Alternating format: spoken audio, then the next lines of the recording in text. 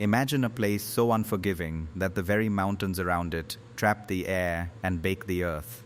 A place where the ground cracks, ancient lakes turn to razor-sharp salt, and temperatures soar higher than anywhere else on the planet.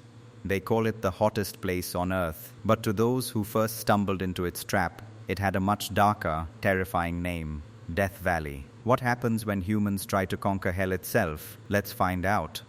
Hello and welcome. If you're new here, welcome to Amazing 5. Our journey begins not in the modern era of air-conditioned cars, but back in the winter of 1849. The California gold rush was calling, and across America, families were desperate for a new life. A group of pioneers, dragging heavy wooden wagons, made a fateful choice. Looking at a map, they saw a shortcut. They thought it would save them time, but instead, it led them into a vast, silent trap surrounded by towering, unyielding mountains. For weeks, they wandered. Their water ran dry. Their food disappeared. They were trapped in a blinding expanse of sand and jagged rocks. The heat was relentless, and the silence was deafening. Just when they thought the desert would become their permanent grave, they finally found a narrow escape route through the mountains. As they climbed out, exhausted and broken, one man turned back to look at the harsh, beautiful wasteland that had nearly claimed their lives.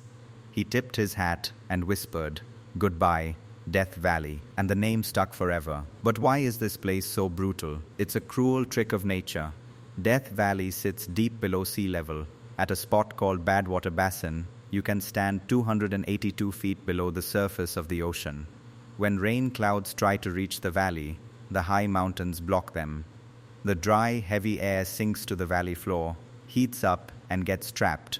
It bounces back and forth between the canyon walls, cooking the ground like an oven. In 1913, the temperature here hit an unimaginable 134 degrees Fahrenheit 56.7 C, the highest temperature ever reliably recorded on Earth. Yet, where there is extreme danger, there is a strange magnetic allure. Humans didn't run from Death Valley, they walked right back into it. In the 1880s, men came back looking for wealth.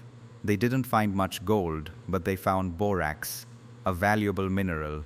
Men drove massive, 20-mule teams through the scorching heat, hauling heavy wagons across the burning salt flats, just to pull white crust from the dirt. Ghost towns sprang up, lived briefly, and died, leaving behind lonely wooden graves that still stand in the sand today. But it wasn't just miners who answered the desert's call. Death Valley has always attracted the dreamers, the outcasts, and the slightly mad. Take Marta Beckett, for example. In the 1960s, she was a dancer from New York whose car broke down near a ruined, abandoned building in the valley. Instead of leaving, she felt a connection to the stillness. She rented the building, painted the walls with a glorious, colorful audience, and danced alone in her opera house in the middle of nowhere, bringing life to the barren sands. Or consider the mystery of William Schmidt. For 38 years, this lonely man used a pickaxe, a hammer, and a few explosives to dig a tunnel straight through a solid mountain. 2,000 feet of rock, moved entirely by hand in the blazing sun. Why? No one really knows. He claimed he was looking for a shortcut to move ore, but he took his true secrets to the grave. Even today, Death Valley holds its dark magic. Millions of people travel from all over the world just to stand in the quiet heat. They come to see the Devil's Golf Course, where the salt forms jagged crystals so sharp they ring like glass when you touch them. They come for Scotty's Castle, a lavish, mysterious mansion built right in the middle of the wasteland.